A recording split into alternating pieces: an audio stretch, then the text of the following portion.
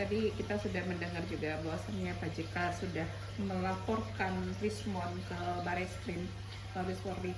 Pak Jenderal, ini ada dugaan fitnah kabarnya Pak Jenderal yang dilayangkan ke Pak JK sendiri dari Rismon. Nah ini menurut Pak Jenderal sendiri seperti apa menanggapi? Baik, terima kasih. Assalamualaikum warahmatullahi wabarakatuh. Selamat malam dan salam sejahtera untuk kita semua. Ini media ya, bisa saya seminar dikejar lagi ke sini saya. Tapi nggak apa-apa, yang namanya kita menyuarakan pendapat tentang suatu kebenaran supaya rakyat cerdas ya. Rakyat mengerti, mengetahui situasi kondisi yang sedang berkembang, yang sedang di negara Republik Indonesia ini. Tadi pertanyaan media tentang masalah Pak Yusuf Kalla ya, melaporkan Rismon tentang masalah pencemaran nama baik, masalah fitnah, tentang diduga ada aliran dana yang disebutkan ke arah JK, kan gitu. Sudah melaporkan ke pihak kepolisian lah gitu ya. Nah, sekarang begini media ya, setiap warga negara siapapun itu, mau mantan presiden, mantan wapres, mau siapapun dia, mempunyai hak ya, mempunyai hak untuk melaporkan seseorang yang diduga menurut hematnya telah mencemarkan nama baiknya berupa apapun itu sah-sah saja, nggak ada yang tabu di situ. Kalau Pak JK melaporkan Pak Rismon karena Pak Rismon sering speak up tentang masalah ada aliran, ada segala macam, ada bohir segala macam, yang mana kebenarannya juga kita belum bisa dipertanggungjawabkan. Tapi sepertinya menurut hemat Pak JK sudah nyamber-nyamber seolah-olah mengarah kepada beliau. Itu sah-sah saja. Nah dia kalau tidak merasa Pak JK-nya ya dia melaporkan.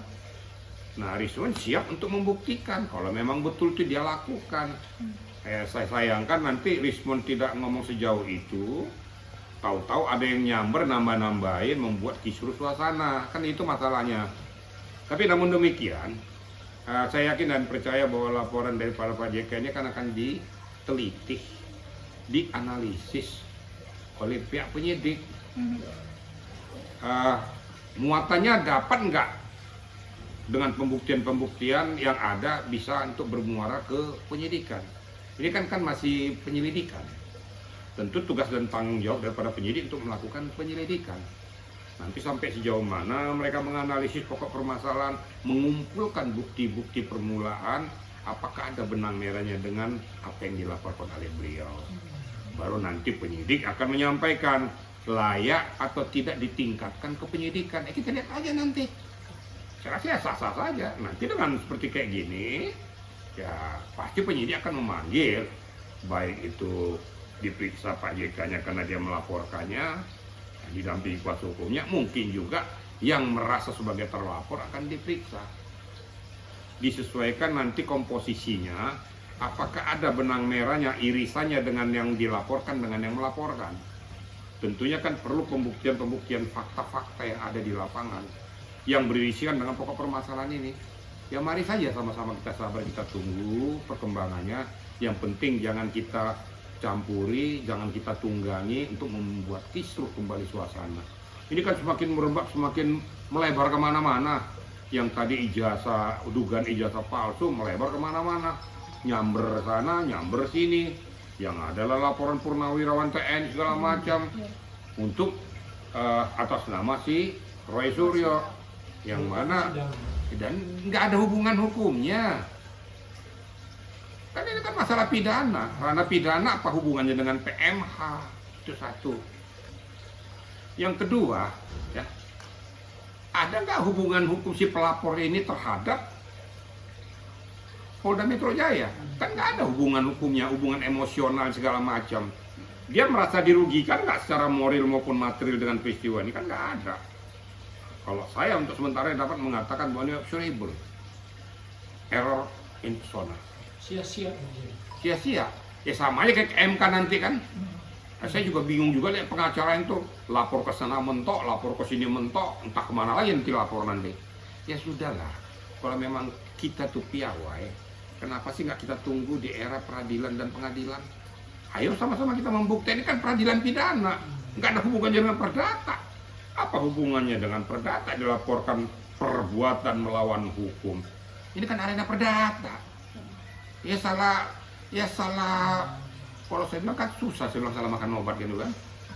Ya salah objek, observable, error is tidak pas. Apalagi saya lihat juga melalui CLS, ya, Citizen Lawsuit. Ngerti nggak kira-kira masyarakat apa sih itu Citizen Lawsuit itu? Itu adalah memang punya hak warga negara untuk melaporkan penyelenggara negara tentang adanya suatu tindakan itu bersifat publik, bukan personal, yang merugikan warga masyarakat. Diminta kepastian hukum tuh, itu namanya citizen lawsuit. Tapi kalau menyangkut personal nggak ada hubungannya. Maka saya katakan salah objek. Itu kalau masalah yang laporan itu. Tapi kalau masalah Pak JK, kita tunggu saja. Tunggu perkembangan situasi, percayakan kepada penyidik untuk menganalisis, melakukan lidik terhadap pokok permasalahannya. Silakan aja nanti Rismon memberikan tanggapan gambaran kalau seandainya nanti dipanggil. Gitu kira-kira ya. Pak Chen, dengan tersebutnya nama JK dari seorang Rismon, ini kan berarti memang ketika menyebutkan itu tidak gegabah, pasti ada info valid atau apapun. Nah, ini cukup bahaya gak sih untuk posisi Rismon dan Pak JK sendiri? Gini ya, kalau bahasa hukum saya itu tidak gegabah itu kan menurut media. Saya kan nggak bisa digiring-giring gitu kan. Kita menurut hukum saja. Rismon menyatakan tuh ada nyamber-nyamber ke sana, ada bukti faktualnya nggak? Kan gitu. Kalau bukti faktualnya berupa apa? Data, fakta, voice, atau dia mungkin podcast, atau menyuarakan melalui media dan lain sebagainya. Ini kan nanti diambil nanti ini. Kemudian JK yang merasa dirugikan melaporkan ke pihak Polda, ada press release-nya juga. Silakan, saya buktikan apa sih yang dilaporkan kepada si Rismon tentang masalah apa, pencemaran nama baik, fitnah dan lain sebagainya, bahwa seolah-olah bahwa beliau merasa salah satu di antara aktor intelektual yang mendanai pokok permasalahan ini. Nanti sama-sama saling kita buktikan. Saya tidak mau menyatakan Pak JK terlalu berlebihan. Saya juga tidak mau mengatakan Rismon tidak punya data. Paham kira-kira ini ya? Rismon ngomong tuh punya data, nggak dia buktikan data dan fakta itu. Apakah melalui voice, data, dan mungkin aliran-alirannya. Apa JK bisa membuktikan nggak bahwa laporannya itu nggak benar? Tentunya juga berdasarkan data dan fakta. Ternyata dari aliran ini apakah ada melalui WhatsApp, melalui orang tertentu, kita kan nggak tahu juga. Makanya saya katakan percayakan kepada penyidik untuk melakukan langkah-langkah penyelidikan secara mendalam. Mungkin memeriksa mereka-mereka ini kan maksudnya dalam arena ini, arena penyelidikan masih belum dalam arena penyidikan, pro-justisia. Nanti kita lihat aja, kalau memang mau ditingkatkan nanti tentu melalui gelar perkara. Gitu kira-kira ya. Sorry, saya satu nyambung. Dengan munculnya Bohir, dengan munculnya 50 miliar, ini kan semakin tadi seperti itu semakin jauh nih, semakin lebar kemana-mana. Ini juga salah satu strategi sih untuk ya udah meninggalkan yang ini, naikin aja yang ini gitu. Kan begini ya media ya. Jangankan berbicara 50 miliar. Pertama dulu kan yang terdengar 16 miliar. Sekarang berkembang 50 miliar. Ada Bohir dan Lina segala macamnya, nyangkut-nyangkut George Soros segala macam. Tapi semua itu tidak bisa dibuktikan secara faktual. Absurd. Fitnah kalau tidak bisa dibuktikan. Tapi kalau memang Rismon bisa berbicara tentang itu, ada Bohir di belakang ini, harus kau buktikan supaya kau jangan memfitnah orang. Nah, nanti tinggal aja disangkal atau dibantah oleh yang merasa kau rugikan nama baiknya itu. Kan gitu aja. Kalau saya berpikir skeptis hukum, ya, data fakta, saya tidak mau berpihak kemana-mana, berpihak kepada akidah hukum. Kebenaran yang ada, benar katakan benar, salah katakan salah. Saya nggak mau gara-gara mentang saya berpihak ke sini, saya kesini dua-dua juga saya akan nolak. Apa untungnya sama saya? Saya hanya untuk mencerdaskan masyarakat supaya jangan terbawa-bawa, jangan terkontaminasi, jangan ikut-ikutan, akhirnya terpecah belah. Karena apa? Karena isi kepala tidak sempurna mencerna suatu pokok permasalahan. Akhirnya yang subjektif dianggap objektif. tunggu saja, ayo masyarakat cerdas saja untuk berpikir tentang masalah ini. Itu kira-kira ya. Ada pembelaan dari pihak Rismon. Itu bukan perkataan Rismon, tapi AI. Gimana tuh Jenderal? Ada pembela di lain, kan saya bilang itu kan dibuktikan. Mau AI, mau AI kan gitu kan. Nanti kan kita buktikan, saya bilang. Kan macam-macam. Voice kita seolah-olah benar, atau itu AI. Maka dibuktikan. Kembali lagi di arena penyelidikan. Makanya kita sabar nunggu, jangan gebiah-huyah semuanya nyamber sana nyamber sini. Yang belum tahu pokok permasalahannya. Ya, menurut hemat saya, penyidik segera menyelesaikan dan menuntaskan masalah ini supaya jangan ada syak wa syangka. Kalau memang JK tidak melakukan ini, buktikan. Dan JK bisa membuktikan bahwa ini berasal dari Rismon. Apa faktanya, datanya apa, ada nggak buktinya? Itu yang saya katakan tadi, bukti faktual tadi. Rismon kalau tidak merasa melakukan itu katanya berdasarkan AI segala macam, buktikan juga.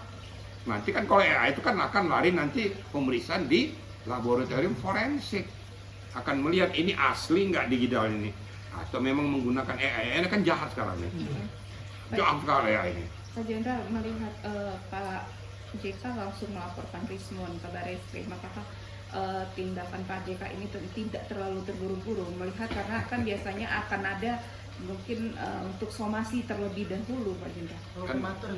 Kan menurut media apakah tidak terburu-buru, tapi menurut dia sudah benar. Terus kita mau mengamputasi kemauan dia kan nggak juga. Kalau menurut hemat saya, tentunya diadakan cross check atau katakanlah konfrontir atau menyatakan pernah nggak kau lakukan seperti kayak gini, benar nggak ini dari kamu, yang seperti kata media tadi bentuk somasi supaya dijawab somasi saya kalau nggak benar. Ternyata dia tidak ada tadi ngalih-ngalih, mungkin dia sudah merasa ada bukti permulaannya, dia laporkan langsung secara pidana ke Polda Metro karena merasa beliau mantan presiden diperlakukan kayak gini, maka saya laporkan. Yang anehnya kok mantan presiden dikuyok-kuyok kok diam aja semua gitu loh. Kan gitu kira-kira kan? Kesimpulannya, setiap warga negara siapapun kau mempunyai hak yang sama di mata hukum. Tidak peduli siapa kau. Ketika kau melakukan perbuatan pidana atau pelanggaran, ya kriteria hukum yang harus kau terima. Itu aja kan? Enak kan jawabnya kan? Tapi Pak Jenderal, satu lagi nih Pak Jenderal, tadi kan 9 purnawirawan TNI kan sudah ini juga menggugat Polda nih Pak Jenderal di PN Selatan nih, karena singgung dugaan mencelakakan Roy Suryo atas kasus ijazah Pak Jokowi. Jadi gini ya, hakim kan tidak boleh menolak setiap orang minta peradilan. Nanti tinggal kita lihat dalam analisis hakim layak atau tidak ditindaklanjuti. Nah, bisa aja keputusannya setelah nanti mengatakan bahwa ini salah objek, kan gitu. Tapi kan tidak boleh mengatakan kami tidak boleh menerima itu. Enggak, hakim harus menerima setiap laporan siapapun minta keadilan hukum. Ya silakan saja, nggak apa-apa, sah-sah saja. Ya, yang dikatakan CLS itu setiap warga negara sah-sah saja. Cuma ya itu. Kalau CLS ini berupa publik bukan personal, gitu. Dan itu yang digugat oleh negara karena ada penyimpangan dilakukan oleh negara. Dia berbeda dan itu ranahnya adalah PMH atau keperdataan. Sedang yang mau digugat itu adalah masalah pidana. Kira-kira menurut media ini salah objek atau enggak? Nah, saya nanya ke media lagi. Silakan rakyat cerdas untuk berpikir bahwa gugatan ini kena atau tidak, itu satu.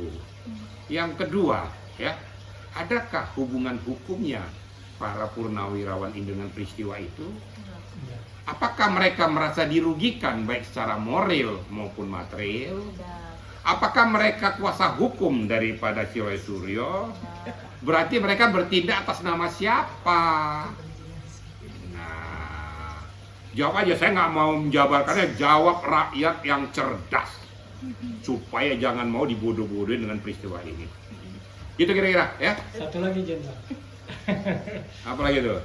Rismon kayak makan buah si malakama ke si Jenderal ketika dia ya tadi kemarin melepaskan gitu, mengaku tidak ikutan sowan ke Gibran ke Wapres. sekarang malah jeburin lagi di laporan sama JK. Saya setimbangan bos malakama nggak sih? Kata media, kata masyarakat, gua si malakama. Malakama yang mana? Makanya selalu saya berpesan, sebelum bertindak berpikir dulu. Apakah yang kau lakukan ini layak atau tidak? Ya, membuat mencemarkan nama baik orang lain tanpa dasar yang kuat. Karena Anda bertanya tentang Rismond, sekarang Rismond menarik itu buku bahwa isi 400 halaman itu ternyata ada yang salah. Pertanyaannya, kamu ini peneliti yang benar atau enggak sih? Kalau seorang peneliti yang benar, seketika sudah dituangkan di dalam buku, kau harus bertanggung jawabkan secara hukum. Karena apa? Karena sudah terpublikasi di masyarakat, sudah dibaca masyarakat. Terus sementara, sorry ya, ternyata salah penelitian saya, udah ditelan sama masyarakat semua. Laku gitu. Itu laku lagi dijual kan, sampai ke mall-mall lagi. Nah sekarang dia menarik itu. Alasannya apa? Saya nggak mau mengatakan apakah ditekan dan sebagainya, saya nggak mau berbicara itu. Tapi yang jelas, masyarakat jelas mengatakan berarti penelitianmu nggak beres. Omong kosong, Rismond meneliti sendiri permasalahan ini. Karena dalam buku itu ada Roy Suryo dan Tifa. Mau dibilang berdiri sendiri-sendiri, tapi pasti saling beririsan. Nah dicatat dalam satu buku, 700 halaman. Yang halaman pertama 50 pertama ini adalah tulisan tangan Roy Suryo. Menurut Rismond, justru dia yang menuangkan dalam bentuk tulisan supaya mengandung makna. Berarti yang menulisin siapa sebenarnya? Berarti bukan peneliti dong Roy Suryonya. Yang penelitinya Rismond. Nah, sayangnya penelitinya ini abal-abal, kan gitu aja kan. Tipa masuk dokter tapi bisa meneliti tentang masalah ijazah. Nah, pakai ilmunya di mana dia? Apakah ada di dalam ilmu kedokteran itu bisa membedah kasus? Kan nggak ada yang tahu membedah perut. Tapi sepanjang ini mungkin layak nggak sih Irjen untuk Rismond dapat RG sendiri?